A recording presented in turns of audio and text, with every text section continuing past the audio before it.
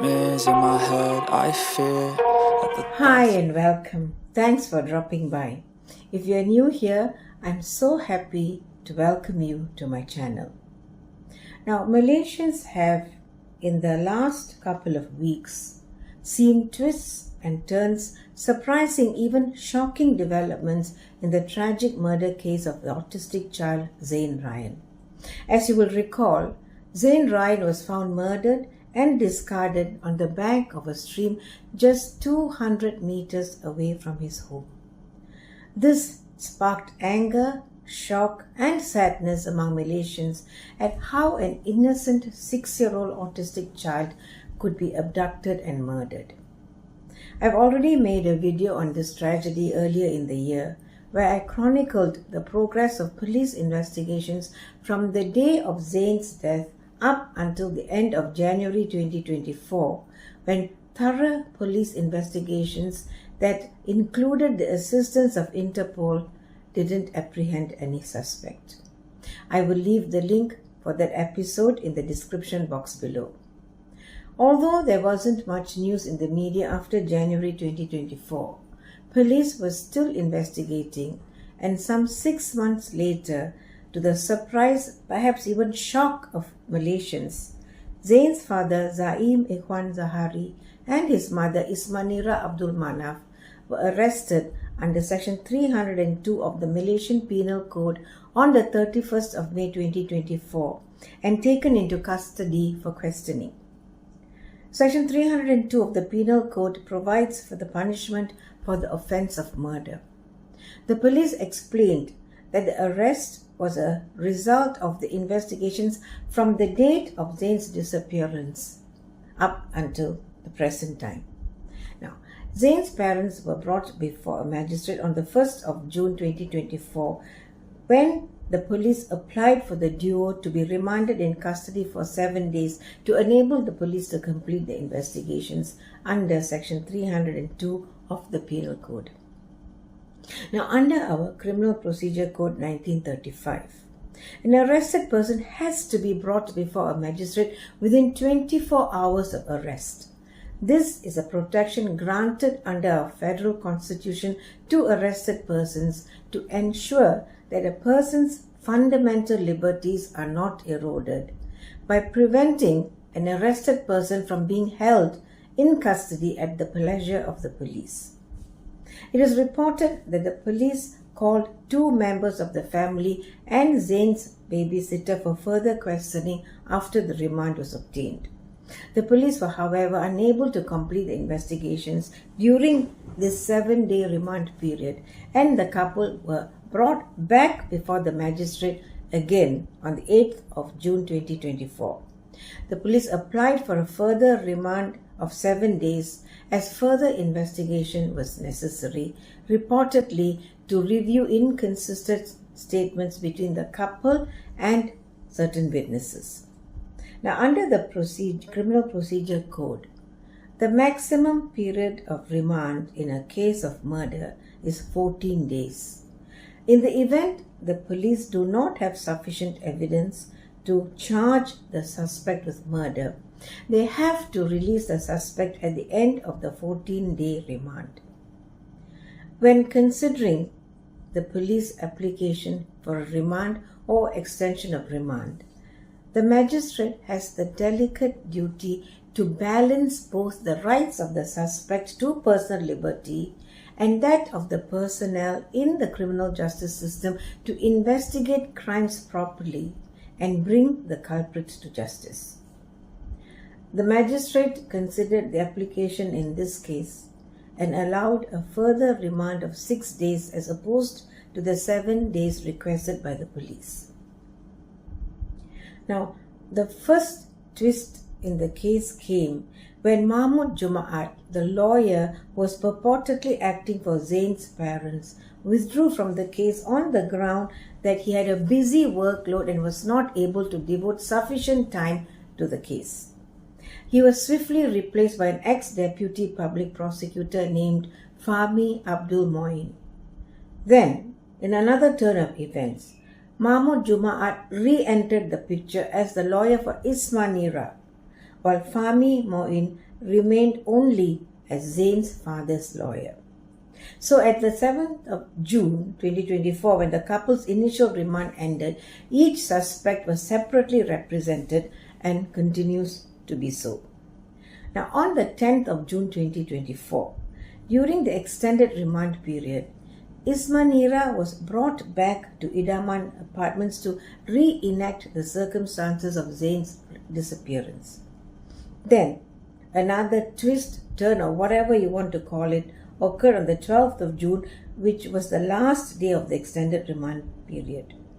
Media reports were abound that one of Zayn's parents was being taken for a closed-door proceeding before the magistrate to record a confession under Section 26, subsection 1 of the Evidence Act 1950.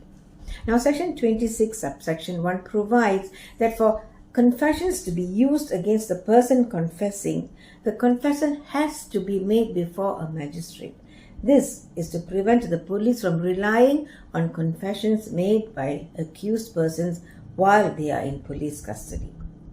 Zayn's lawyer Fahmi Moin informed reporters that a confession under Section 26, subsection 1 could no longer be recorded because the section that enables the recording of a confession under the Evidence Act is Section 115 of the Criminal Procedure Code, which section was repealed in 2007. He said that the so-called confession, if recorded, would therefore be illegal. Anyway, it was however later clarified by Ismanira's lawyer Mahmoud Jumaat that the parent in question was Ismanira, and that Ismanira was brought before the magistrate to record a confession under Section 26, subsection 1. However, Ismanira didn't confess to killing Zayn. She instead gave a statement to the magistrate about the events of the day, what transpired on that day when Zayn disappeared. Now, in another surprising turn of events, Zayn's paternal grandparents, Zahari Reba and Hasni Zakaria, both aged 56, were arrested on the 12th of June, reportedly after Ismanira's visit to the magistrate. They were taken into custody for their statements to be recorded in the police investigations into Zayn's murder. They were, however, released the next day on police bail and asked to report at the nearest police station once a month. Now, when a person is released on police bail, it means that the person is released from detention based on that person's promise to appear in court when required to do so. Zayn's parents were brought before the magistrate on the 13th of June after the end of the extended remand. At this juncture, the police had either to charge them or release them. Now, here's a plot twist for you. Zayn's parents were not released. They were not charged with murder either, a crime for which they were arrested. They were instead charged with child neglect under Section 31, subsection 1 of the Child Act 2001, read together with Section 34 of the Penal Code. Section 34 of the Penal Code provides that when several people commit a crime in furtherance of a common intention, each of the said persons is liable for the crime as if he committed the crime on his own. The charge against Zayn's parents under Section 31, subsection 1 of the Child Act is that they, as persons having the care of Zayn, had neglected him in a manner likely to cause him physical injury. They were alleged to have committed the offence from noon on the 5th of December 2023 to 9:55 p.m. on the 6th of December 2023. If found guilty, they could be both fined up to 50,000 ringgit or imprisoned up to 20 years or both. Zayn's parents pleaded not guilty to the charge. The lawyers for both accused then applied for a gag order on the public to prevent the public from making comments about the case. The prosecution, on their part, applied for a gag order on Zayn's parents, barring them from posting about their case on social media. The prosecution also stated that a gag order on the public was too general and might affect the freedom of speech that was enjoyed by everyone, albeit limited. In the end, the magistrate issued a gag order on the parties involved in the case from posting about the case. Zayn's parents were released on a bail of 10,000 ringgit per person and one surety, and the case was fixed for mention on the 26th of July when they would be returned to court. Now, it is not known why, after arresting Zayn's parents on a charge of murder, the police and the prosecution settled on a charge of child neglect instead. According to the CID Commissioner Dato Sri Muhammad Shuhaili, the police had not spared any time and resources to investigate Zayn's murder. A task force created just for investigating the murder had gone through hundreds of transcripts, CCTV and dashcam footage, and consulted with digital forensic experts and pathologists. Now, those of us who have followed the case from the beginning know for a fact how hard the police worked on this case. In the light of this, the most plausible reason for not charging Zayn's parents with murder is that perhaps despite the hard work of our men in blue, they just didn't have sufficient evidence to charge the couple or anyone else for that matter with murder. Fahmi Moin told reporters that the police were continuing with their search for the person who murdered Zayn. But Dato Sri Muhammad Shuhaili said that as far as police investigations went, they have been concluded with a charge of child neglect. The police will not be continuing with any more investigations.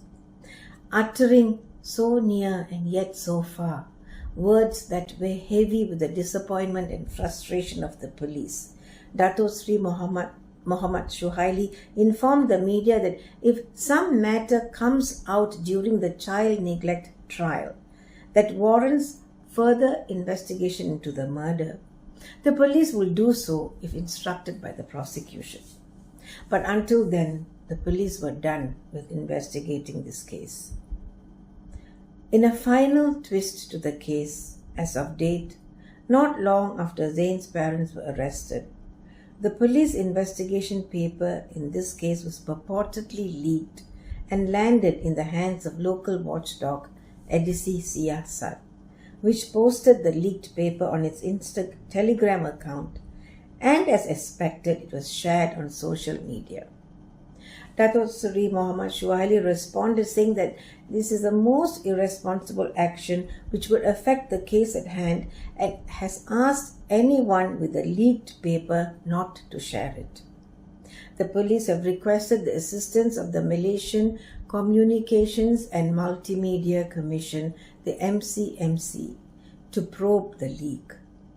The MCMC has identified the sites and has asked the social media platforms to bring down the leaked content. Meanwhile, further turbulence occurred in Zayn's household. On the 15th of June 2024, the Social Welfare Department took Zayn's younger brother into their temporary custody for 2 months, while looking for a suitable person to care for him. This younger brother is also autistic with speech difficulties. It breaks my heart to see this little boy in this predicament. Zayn's parents and grandparents are out on bail awaiting trial. Zayn's parents are said to be depressed and under treatment and have been so since Zayn's murder. Her family has been split asunder by this tragedy. Now, going forward, we will have to wait for the child neglect trial, which may uncover matters that will bring justice to Zayn Rayyan.